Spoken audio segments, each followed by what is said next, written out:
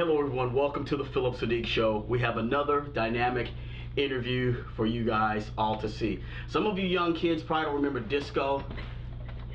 Yeah, I was in the disco. Anyway, Disco Exorcist. It's one of those films where it reminded me, as I said, back in the day, you go to these old movies in the drive-in, you hop in the trunk, you hide with your pals, and you come out and you see a bucket of blood and all that stuff. So this is love, romance, blood, and more blood. We have with us Michael Reed, Sarah Nicklin, Alexander Lewis. Welcome to the show, guys. Thank you. Thanks for having us. Thank you guys. Tell us about the project and how long have you guys known each other? Because I thoroughly enjoyed the heck out of it. Guilty pleasure. Guilty pleasure. Yes. We've known each other for four years now. 4 or 5, the two of us. Yeah. And then Alex. And you guys were two? 2 years now. Is that right? Alex is Something a like newcomer that, to yeah. the Scorpio film releasing family, but instantly jumped in and instantly jumped in the family. Yeah. We met right before making Beyond the Dunwich Horror, which was 3 films before Disco Exorcist. Yeah. So, yeah. So we worked on quite a few together, and Okay. And then Alex. Now, Alex, what is it like working with the new? You're such a new kid on the block. Well, I mean, I jumped in on Atomic Brain Invasion, which was the feature right before this one. Okay. And they were really welcoming. So like, Did they make you an offer you couldn't refuse? I mean, the part was really fun. Yes. I mean, on Atomic Brain Invasion first, and then I couldn't wait to be a part of another feature with them. So from G-rated to NC-17. Yeah, This is definitely NC-17. Everybody, keep the kiddies at home. Yes. Not let the kiddies see. Now, tell us about your character, Rex. Rex Romansky is the Disco King, and he loves his women. He loves his blow. He loves, he loves his women and blow. Did I say that already? And that's what he is. He loves to dance, and he basically, there's this particular club in the show, Disco Club, of course. the Disco Club in the movie, where he frequents and is well known to be the Disco King. Yeah. And the DJ, played by Brandon Luciponte, another SFR veteran. He's the DJ there, and so he knows, and he gives me props, and if I show up at the club, he's like, hey, okay, it's Rex Romansky's at the club, everyone hold your horses, let's take note. The king is here. The king is here, exactly. And your character? I play a porn star named Anne-Marina Jones, and she's a big porn star, kind of taking off Marilyn Chambers a little bit, is kind of what she was based on.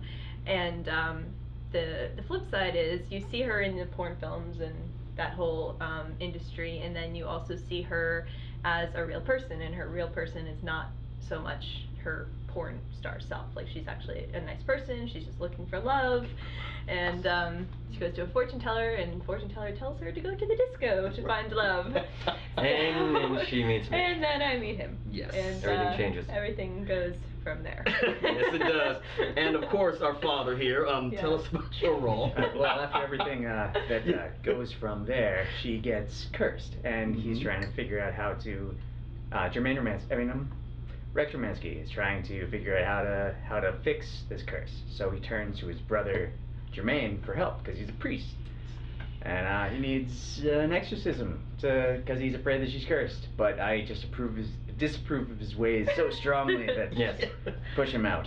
Yeah, that was like a dinner at Arts or something. The dinner at Art thing. I'm like, one of my favorite scenes is the dinner scene, and the dinner table scene.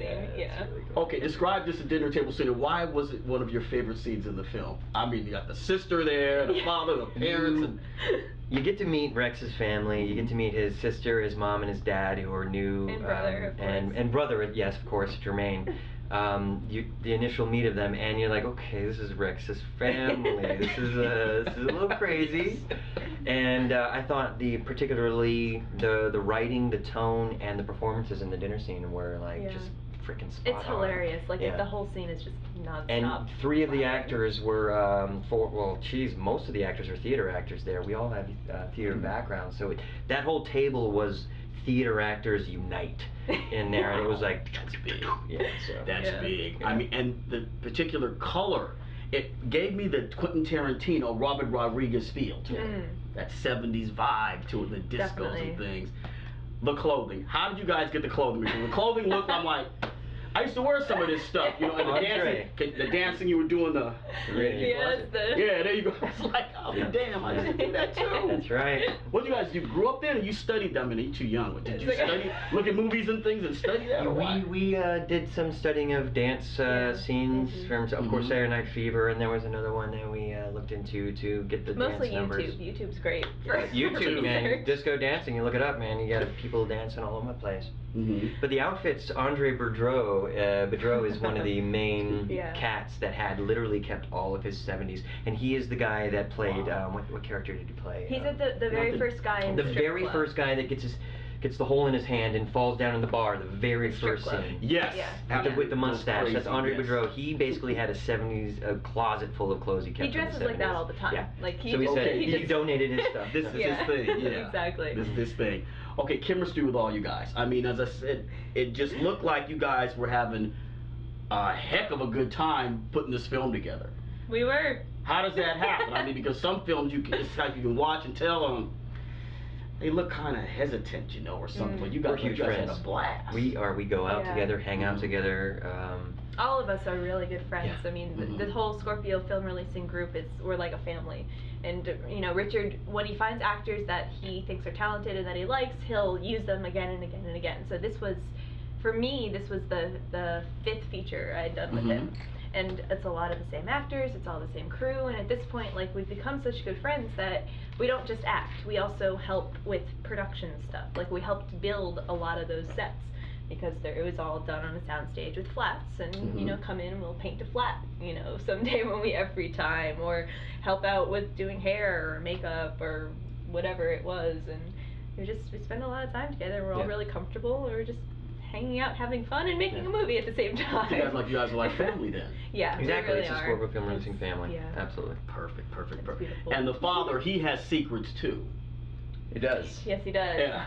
Don't give them away, but just maybe one sliver of the dichotomy with the priest thing, the father, the brother thing. Yeah. All right, I'll tell half a story. Okay, that's good. That's good.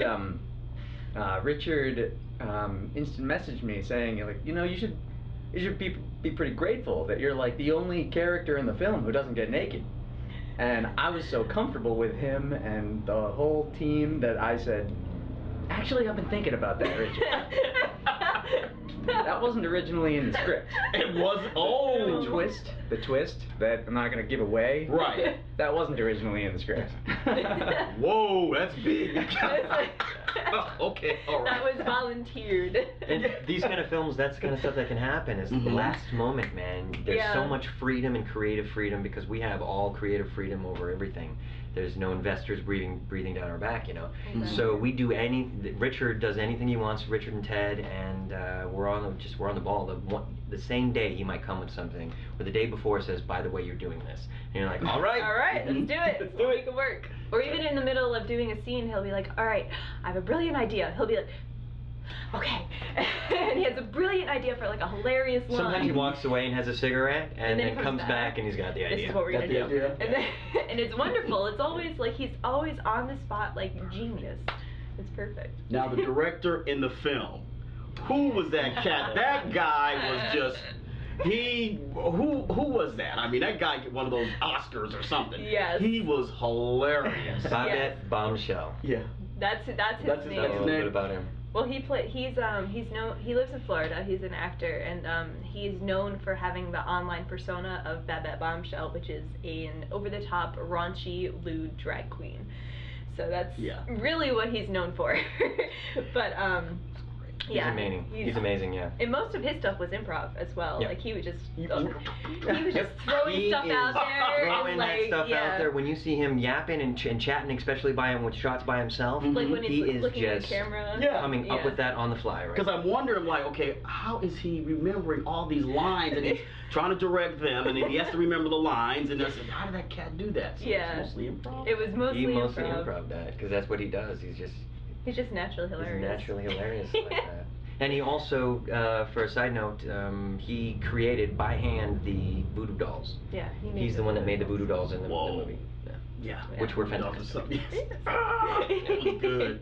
Now, the slap scene. I think it was the crazy woman that gotta be careful sometimes, guys. You know what you do. He did that thing. Yeah. And I think you slapped her or something. You punched the crazy woman. Yeah, Like, she wow. Well, when I went to the disco to find my love, this guy finds me, and I'm a porn star, and he goes to see porn. I was a big movies, fan. So yeah, you're a big fan. And but he had recently met this other girl that he was kind of there with, and he ditched her for me. Yes. And naturally, she's upset about this, of course. Yeah. And you know, comes up to me, and there's a little bit of a cat fight, and she grabs my hair, and I'm not too happy about that, so I slap her, and she pulls out a piece of my hair, and that's what she uses to curse me with later on. Yeah, it's Rita Marie, played by Ruth Sullivan, who she's not here right now, back east still, but major kudos to her. I Absolutely. loved her performance in that. Thank you, Ruthie. She played her role very, very well. Now, getting to character, what steps do you guys take individually to get into the character? What's your process? How do you do it? I originally, the first thing I do is I read through the script and don't try to get an idea of what's going on, but then I don't know, I just thought of, I mean, it's Rex, everyone has this big, everyone has this caricature idea of who the playboy disco king would be, and it's sort of just sleazy womanizer who, but he's not, he doesn't, of course he likes himself and he doesn't realize he's such a douchebag. Right. But yeah, so you just have fun with it and be a douchebag womanizer. I don't know, there wasn't a ton of prep. I didn't go out and do a bunch of blow. Okay. Oh man, what was that, flour on the tip? Powdered sugar, let me tell you, and that Powdered stuff. Powdered milk. Yeah, powdered milk. milk. Much better, it's right. And anyway. And? For Amarina, honestly, like I don't know much about the 70s porn scene, so to be honest, Richard and I watched some porn together just to get an idea of what those films were like and the culture and everything. And then I went and I watched a lot of Marilyn Chamber interviews just to get an idea of how she was when she was herself and not being on screen. And also, I found a lot of more modern ones, but some of the older ones I thought were really insightful. And I mean, just research into why do porn stars do porn and what are they like off screen versus being on screen. So that was the interesting thing. I read through the script without thinking too hard about any particular character, which was easier this time around because he told me that I was between being cast for one character and another character.